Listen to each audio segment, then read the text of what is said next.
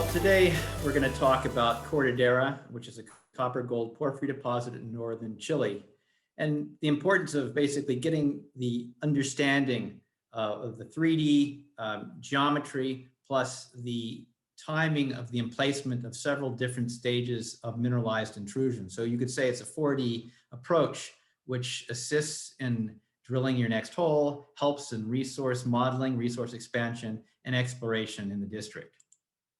So if you see the map, there's a study area there. We're in northern Chile, in the vicinity of Huasco, Vallenar, north of Santiago, in a belt that's largely lower Cretaceous stratified sedimentary rocks. We have two different ages of intrusions or copper porphyries in this area. In green, we see these early Cretaceous, and Cortadera is a late Cretaceous intrusion dated by shrimp zircon dating of about 91 million years old. And that's from start to finish. That's from early mineral to late and post-mineral dikes. All of tonalites all come within 91 million plus or minus 500,000 years. So they all happened at the same time with the resolution of 2 sigma on the shrimp dating technique. Now, the good news is that this has got very favorable infrastructure. It's located fairly close to a port, low altitude, about 1,200 meters above sea level, not like the high Andean, many other porphyry systems and gold systems in Chile. Near the coast, major roads, and it's quite interesting because historically, Productora, which is within 10 kilometers or maybe 14 kilometers of Cortadera, that has a reasonable resource, 273 million tons at 0.52% copper equivalent. Cortadera just recently put out its maiden resource, which is going to get larger, of about double the size and similar sort of grades. So if we do a combined Cortadera and Productora resource, have about 3/4 billion tons at almost 0.5% copper equivalent for 3 million metric tons of copper and 2.7 million ounces of gold. Well, that's a good start. Now, if you wanted to know what it looks like, this is looking at the Cortadera Cuerpo system. They have 3 deposits, if you will, all along this quebrada, this stream that extends east-southeast, Cuerpos 1, 2, and 3, and that's over a strike length of 2.2 kilometers.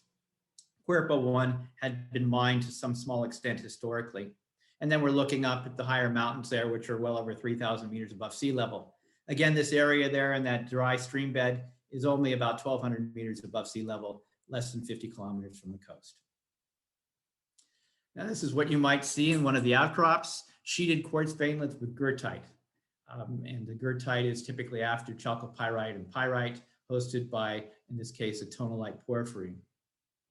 In drill core, you'll see more sheeted veins, not to give you the impression that there's only sheeted veins. There's multiple orientations, there's vein stockworks, and there's chalcopyrite and pyrite associated with the veins, fractures that cut through the veins and replacing hornblende and other mafic phenocrysts in the wall rock.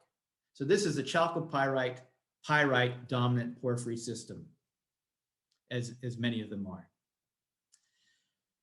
Well, in terms of drill intercepts, things have gone pretty well. This is a list that Hot Chili has put together of the best published sort of copper drill results recorded since January 2018.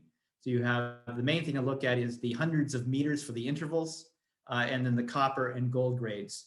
And those in yellow are those from Cortadera.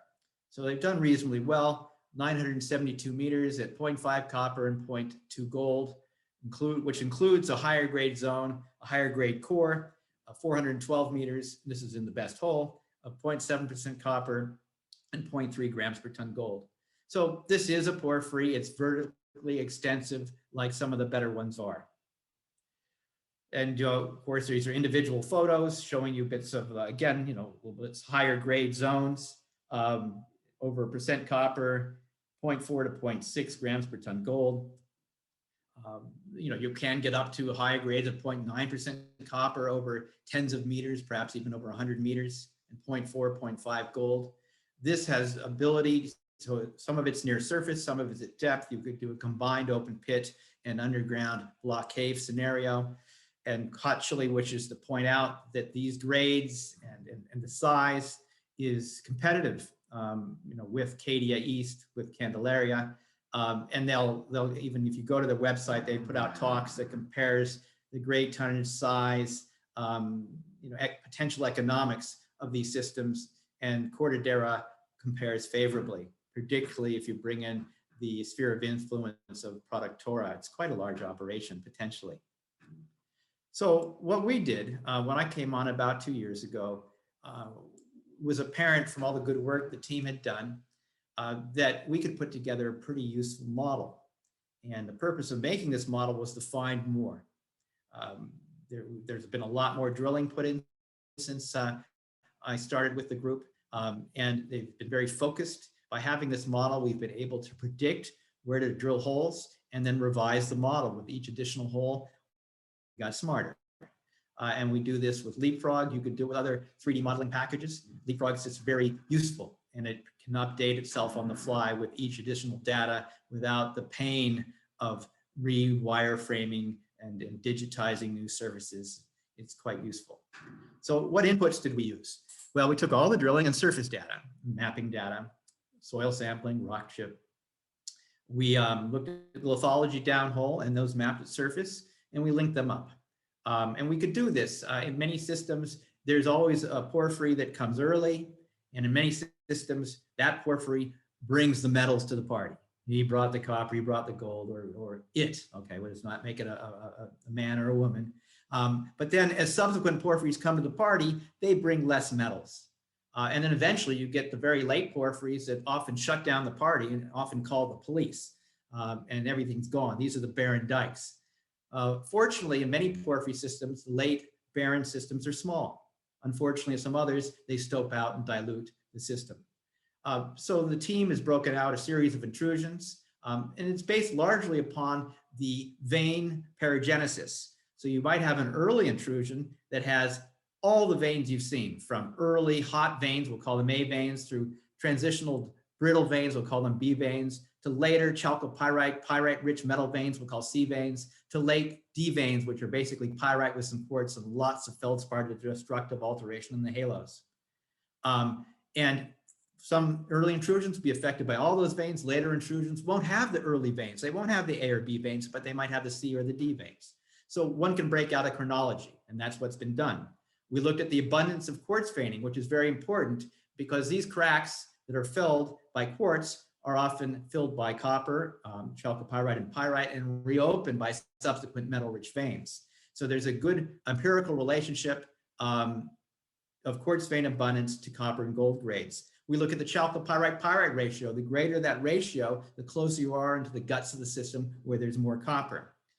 We have surface geochemistry, downhole from assay data. We make zoning models. And I'll show you just a couple here just for copper and molybdenum, but you can do it for lots of different elements. We also integrated the geophysics, surface topography, and importantly is this time extent. So 3D becomes 4D by bringing in the different stages of intrusions. And I'll show you that in a moment. Okay, so we're not doing this for the sake of making a beautiful model. We are doing this to come out with a chronological geological model, from the early intrusions, which are the causal mineralizers, to the transitional intrusions that brought less metals to the party, to the late dikes that are low grade, but reopen often high grade mineralized corridors. So we want to follow those late dikes into the systems. We've made a vein abundance model. We've done various isosurfaces for the distribution of copper, gold, silver, moly, zinc, and particularly the gold over copper or copper over zinc ratios are useful. Gold over copper ratios can often break out different intrusive phases for you. The copper over zinc often tells you about where the hot spot is. If the mineralogy is fairly simple, copper occurs in chalcopyrite and zinc occurs in sphalerite. Copper in chalcopyrite indicates higher levels of deposition than zinc does in sphalerite. So it's essentially a thermometer saying higher copper over zinc, this is hotter portion of the system. The chalcopyrite-pyrite ratio isosurfaces are useful too. We've done magnetic susceptibility models. We've even used some of the ASD data and calculated mineralogy to help us determine chlorite white mica ratio models, which can be useful for metallurgy. So if you have too much white mica, that might inhibit flotation of sulfides. So you want to have a reasonable chloride over white mica ratio.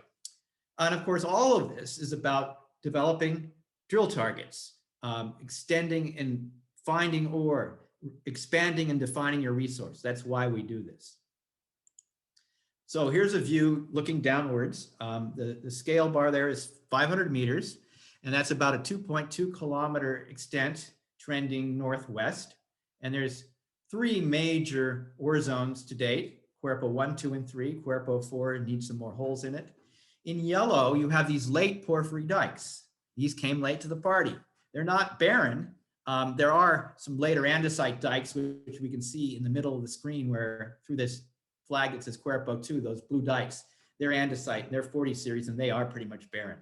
But these late dikes are useful because they outcrop and they continue up to the north and south, and they not only show a northwest corridor, but they show these north-south corridors, which is only something that's been really well documented in the last 2 years.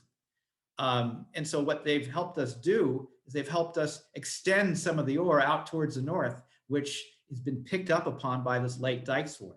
And there's earlier phases of intrusion, the intramineral 20 series in red, and then the purple or magenta early causal intrusion that brings most of the metals to the party. There are proximal bedding destructive, we say skarns, and yes, they are skarns, but don't think about skarn style mineralization. They've got a little bit of garnet, but typically epidote chlorite, biotite, and there are high temperature hornfells that destroys the bedding in the surrounding volcanic and sedimentary rocks. And then the more distal skarns in blue, you can still recognize the bedding.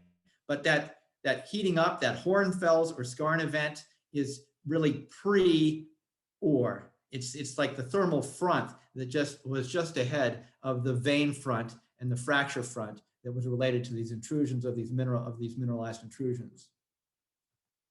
So again, looking down on an aerial photograph, you can see in yellow, there's the greater than 0.1% copper outline, not copper equivalent, just copper, projected to surface. You can see the drill hole traces. And then in magenta is the greater than 0.4% copper, which might come out to be more like 0.6%, 0.55% copper equivalent, is a higher grade core. And this is out of a press release made in March, so you can go ahead and see various holes, the sort of hundreds of meters of 0.4, 0.1, 0.5, 0.2 copper gold. There's the JORC compliant resource. So you've got almost 2 million ounces of gold as a byproduct to 1.7 million metric tons of copper. So most of the value of this deposit is in the copper. And if you want to put it back to equivalent gold, it's very large. I'm going to do the sums right now. It'd probably be on the order of, I don't know, 8 million ounces. Someone will have to figure that out. And it's got byproduct silver and molybdenum as well. So this is a long section looking towards the northeast. So Cuerpo 1 in the northwest is on your left, Cuerpo 3 in the southeast is on your right. And the yellow outlines are the 0.1% copper model, and the magenta is the 0.4%. You can see where the drill holes are. And this is, somewhat a promotional slide. It's saying, look, why not go down and go to the side, because these things still are open. So that's of interest. Again, the geometry is quite interesting. The scale's important. Those graph grids are 500 meters. So we've got a 1.2 kilometer tall zone that's been drilled at Cuerpo 3. And these porphyries can be vertically extensive. So you don't need that much in your X and Y, your horizontal footprint. When you run it by a kilometer down the ore column, it gives you significant tonnage in contained metal. This is a plan view on the left that is showing molybdenum, all right? And so you see there's 40 ppm, 25 ppm. It's showing these late dikes, the late north-south porphyry dikes, the 30 series, the guys that came late to the party, but there's still a little metal. And we're seeing some targets. Cuerpo 3 North target is something that the company's been pursuing. And prior to recognizing this north-south corridor, there was more of a focus on the obvious northwestern. But we've determined that in most of these cuerpos, there's a 30 or later andesite dike, 40 series north-south are running through. So these are making the beads along the string. In this case, we have a pearl necklace, and we're extending it out northwest and southeast. And the location of each lozenge or a pearl, which can be a kilometer vertically down in the case of Cuerpo 3, is controlled by cross structures, northerly trending cross structures. And we can see the moly makes a nice kind of halo. A nice halo around Cuerpo 1, a bit of a tiny halo around Cuerpo 3 and Cuerpo 2. And we'll see this in cross-section later. But, moly at 40 ppm. So in other words, what this means is just in the halo of a high-grade copper, let's say just as you're going from maybe 0.5 to 0.4 copper and then getting out to 0.4 to 0.3 copper, you get this moly halo. So it's overlapping with the ore. It's also coincident with gypsum, or I should say anhydrite veins, and we'll talk more about that in the latter part of this talk. On the right-hand diagram, you're seeing a depth slice from the IP chargeability, so presumably telling you mostly about pyrite. And then we're seeing the quartz vein abundance modeled from the drilling. You can see there's a pretty good relationship. So what we have is a fairly chargeable cap. We've got more pyrite up high in the system, more chalcopyrite deeper down, particularly to Cuerpo 3 on the southeast. But there's also pyrite in the ore body too.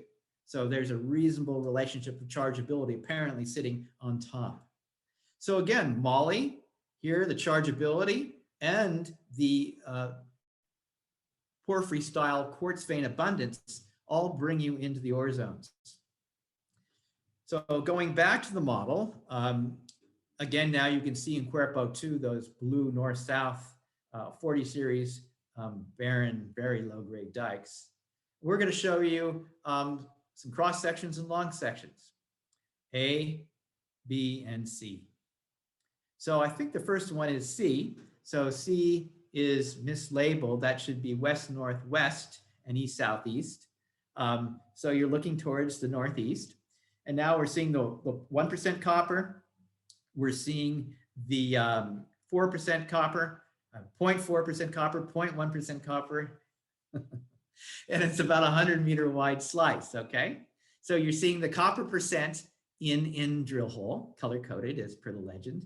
And then you're seeing these outlines. So that's kind of our basis. And then we're showing you drill hole 13, which was 750 meters of 0.6 copper, 0.2 gold, including some higher grade zones of 200 meters of 0.9 copper, 0.4 gold. Now we'll go to the next section. And now this is just basically some copper isosurfaces. This itself is not the ore resource or block model. This is just using Leapfrog to make some contours, which you could do as you would continually do when you're exploring and targeting drill holes. And you can see, in this slice, there is room for more drilling, obviously. I'm looking at Cuerpo 3. You see the high grade hole there near 13D, and you step off towards the left or the west. And on this section in 100 meters, we need to put in some more holes. So this thing is definitely not closed. Okay, you can also see it's open down here being to the sort of southeast side of Cuerpo 3 at depths around, let me just see what just above 0 meter RL. So again, this is 1.2 kilometers you're looking at, or a kilometer ore column. Now, this is molybdenum, which it looks a little funny in long section, but still the point is at Cuerpo 1, look at the moly lobes on the outside of the higher grade. Again, the drill holes are color-coded by copper, and we've used Leapfrog to help us make isosurfaces for the moly.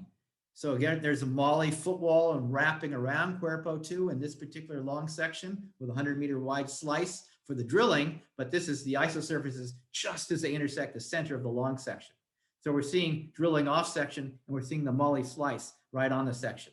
And then there you can even see this sort of big zone on this particular slice. It looks to be like a lot of moly. And you'll see through the cross section that actually there's a lower grade center that's sitting in just behind this slice. Lower grade moly, but higher grade copper and gold. This is quartz vein abundance. And again, you can see, we're talking 10% veins, all right, in purple and 5% in red. So again, you can see the good relationship of veins. And the neat thing is you see the halo, a halo of like 2% veins going around kind of the outside. So once you start intersecting more than 1%, 2% veins, you can say, hey, I better keep drilling because I'm going to get into something. All right, and this is, again, a wafer-thin slice of the geology through this long section. And important things to look at are the magenta early 10 series. They're the guys that brought most of the metals to the party, followed by the fellow that came a little bit later. Maybe he didn't bring the keg of beer. Maybe he brought a few bottles of wine, but they're good wine. And this does have some grade too. All right, so these are the 20 series in red. And then we start getting into these narrow 30 series dikes, which are generally north, south, and northwest. And they're lower grade. And we're not showing the 40 series dikes. There's a few of them in Cuerpo too. They're volumetrically insignificant. And we can see in blue, these are sedimentary rocks. In dark green, volcanics. And then we have this sort of pale green proximal bedding destroyed hornfells, and in blue, a little more distal bedding preserved hornfells.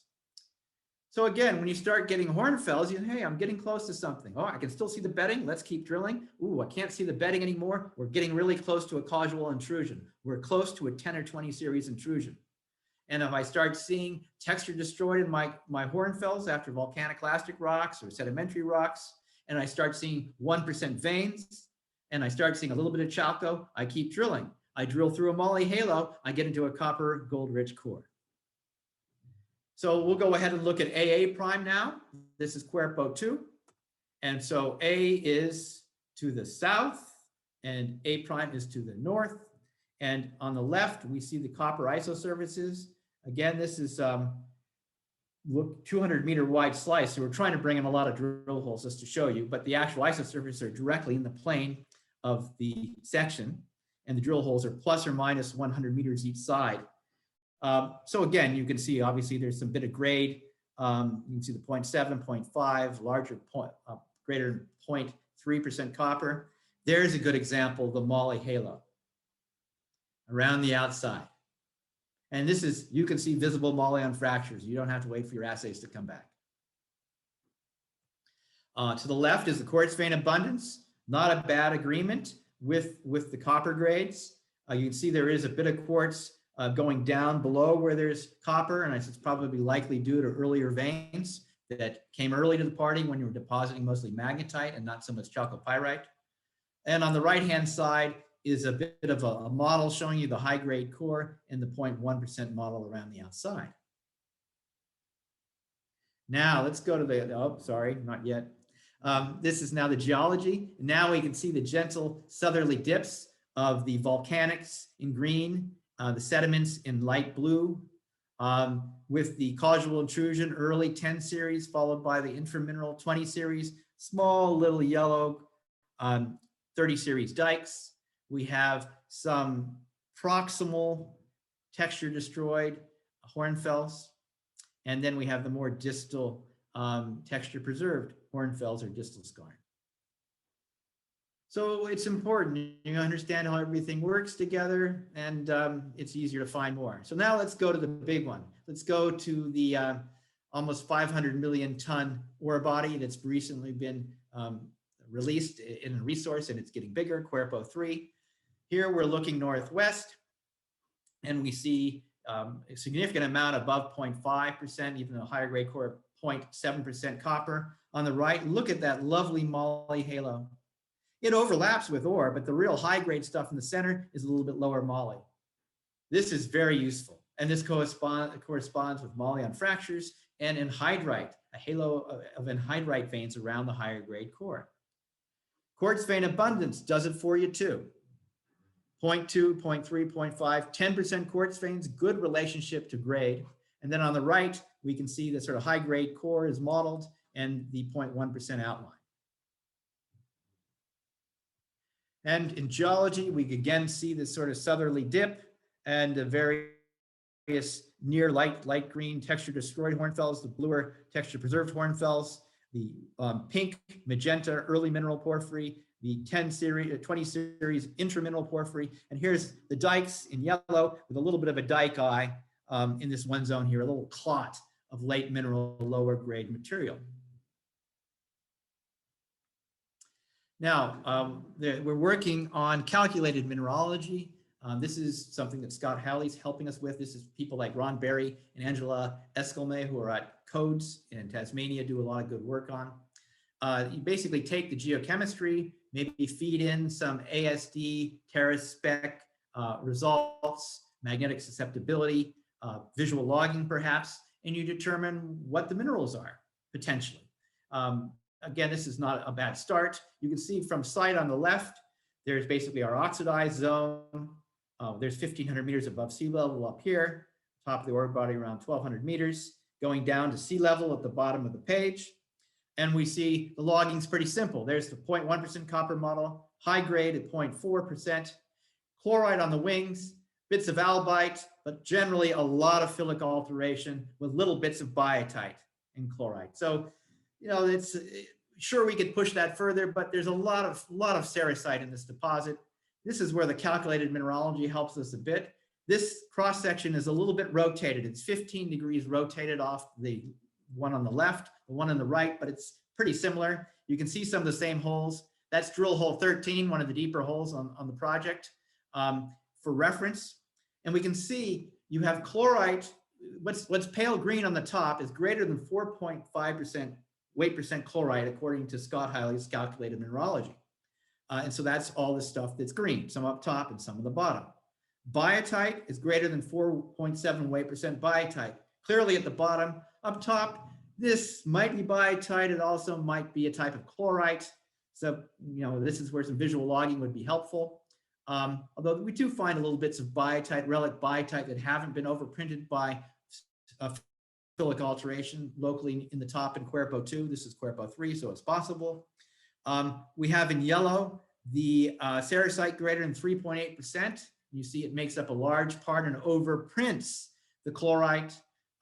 There's in blue is anhydrite greater than 5.2 weight%, and this forms the wings, not unlike a molybdenum halo. And then albite, which is more than 30% albite. So this does seem to be a significant component. It's often very hard to log this, but it comes out in the calculated mineralogy with the excess of sodium.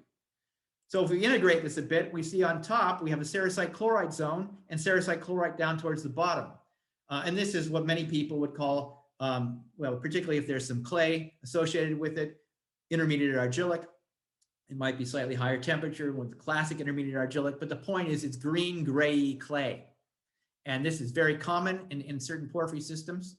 And in this case, it's associated with a good bit of copper and gold. Going downwards, you can see there's also gold associated with this phyllic alteration, the albite, and we still have some gaps in our model. And that just means we haven't accounted, we haven't really used all the data, and we're still working on that. We're rerunning a version of this calculated mineralogy. In fact, Scott's going to talk to us on Thursday. We're going to update this. So it's helpful. But it's fairly common that this is a system that's not all about the potassic zone. This system is about the chlorite, sericite, and the sericite overprint, because that's when the copper and gold were deposited. In the potassic zone, we generally have, there's not much, it's largely overprinted, but we have relic magnetite. In this overprint zone where chloride is stable, we can have magnetite stable with chloride, stable with chalcopyrite and pyrite. In the sericite zone, typically we lose the chloride, we lose the magnetite, but there's still chalcopyrite and pyrite. All right, so basically the chalcopyrite and pyrite came in the transitional stage and is associated with sericite and chlorite, not in the early stage with the high temperature biotite. Okay, so now for a little bit of promotion. So there's a little bit of the science, and then we'll I'll show you, how I've been being optimistic and comparing Cortadera to a deposit I'm very familiar with and I've helped grow for the past several years with Sol Gold as their chief technical advisor, going to Ecuador up to 5 times a year until recently. And this is the Alpala deposit, which is gigantic. It's depending on what cutoff you want to use, it's got 20 million ounces of gold and 10 million tons of copper. It's just incredible.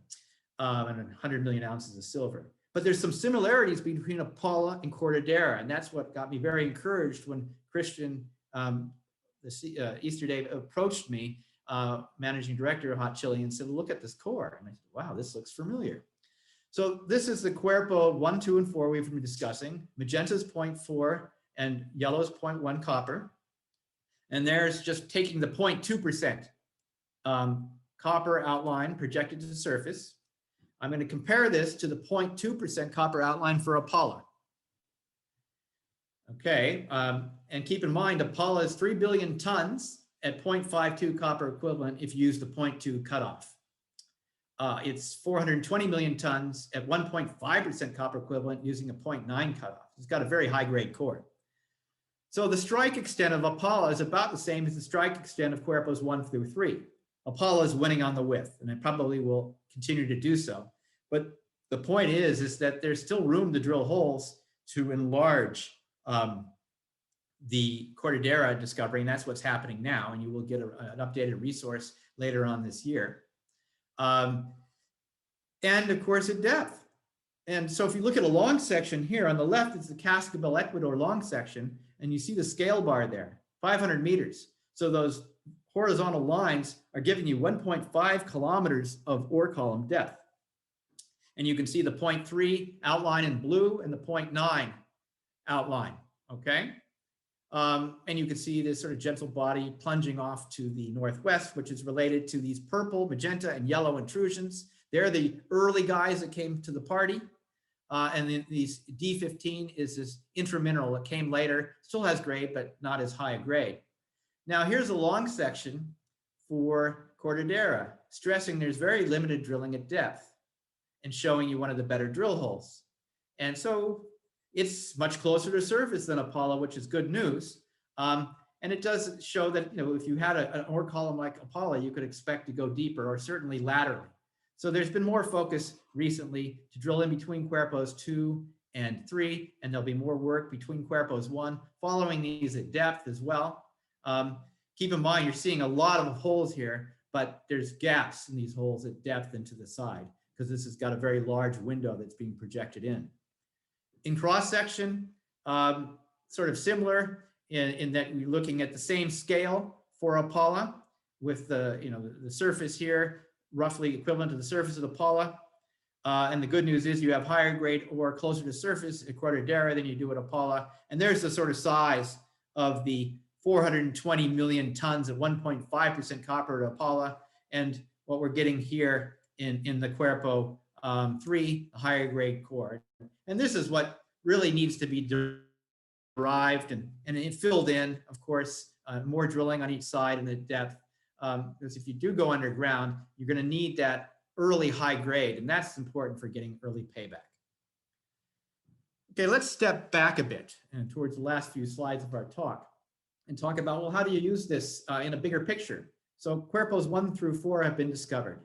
Here they are showing as some of them are discrete magnetic highs. It's sitting on a mag map, which is, I'm not certain, to be honest. I've forgotten if this is an RTP or a TMI map, but we will say what's hot in colors is magnetic, or relatively magnetic with respect to interaction with the Earth's magnetic field, and what's blue is low or very low magnetism.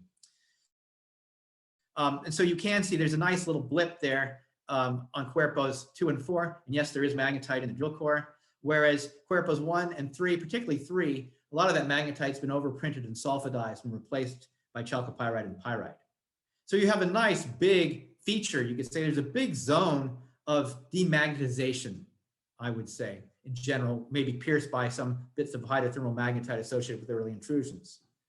Now, let's just go again, and I'll throw this back to Apollo, because Apollo is a 3 billion ton ore body, just to show that you can fit this in and to think about, just because the initial resource is 500 million tons, you know, that doesn't mean that's where it will finish. Apollo started off at a third the size it is now, and just more drilling added to it. So this is basically magnetite destructive alteration from drilling and from 50-meter space line spacing on ground mag and air mag. It looks like a bit like this. If you were to take the exact same scale and throw it on top with north being up the page, that's what it would look like. This is the magnetite destructive fill alteration mapped at surface. So this is where you have a dominantly quartz sericite pyrite, magnetite's been destroyed. Also north is north, so it just happens to be, it shares a very similar orientation to Cortadera. And again, you can see the size of the system. That's what I'm just getting about. Think about the footprint and how it fits with other large deposits. And there's the Apollo at greater than 0.4% copper equivalent. I think this is the final slide or close to the final slide. This is, again, looking down in a map of the IP chargeability depth slice at about 300 meters below surface. So you see all that chargeable material on top of the cuerpos, which has a 0.1% copper model envelope for help you register. And some of the areas that the company's drilling, going off towards the southeast, the Cuerpo 3 high-grade core extension. Cuerpo 3 north, I showed you that north-south dike swarm, the gap zone between Cuerpo 3 and Cuerpo 2. Still some drilling going on in Cuerpo 1 and 4, it's open. And most interesting, soils. Down, when up to about a year and a half ago, or 2 years ago, the soil grid stopped here. There were soils over the Cuerpos, and it stopped here. And we saw this 2.3 ppm sort of contour that fit pretty well, a little bit of off-centered, I should say. Remember, moly core forms a halo. So it's a little bit just to the side and overlapping the ore at depth. So the decision was made based upon this relationship of molybdenum and the fact that there were some dikes, north-south dikes mapped up here by previous explorers, that this area should be soil sampled. So the lines were continued, and the moly here came back a bit higher, but at 4.8 ppm, you got a lovely moly target, which is slightly displaced from the IP high. Very similar to what was found down here in the Cuerpos, where we know there's quite a bit of ore, over 500 million tons or so below it. So it made sense to go up here and have a look in the north. Went up there and mapped it, found more of these late dikes, found alteration, found epidote veins, found some B-type quartz veins. Very interesting. Found secondary copper. Now this has led to an RC program. And you can see where the holes are planned and have been put in these white triangles. So this is using the model we've made at Opala to explore a couple kilometers to the north for a potential other porphyry system. And this is looking interesting. It looks like we're higher in the system than Apollo, so it's not outcropping like it is. I'm saying Apollo, I'm sorry. I mean Cuerpos 1, 2, and 3 at Cortadera. I think there's perhaps 500 meters more rock on top up to the north, but we'll see. And the drilling needs to have some diamond tails to the RC to determine the level of this porphyry system to the north. So I'll finish with that. I've lost track of time. With a view again, looking down, looking towards the southeast on Cortadera porphyry system. Thank you for your patience.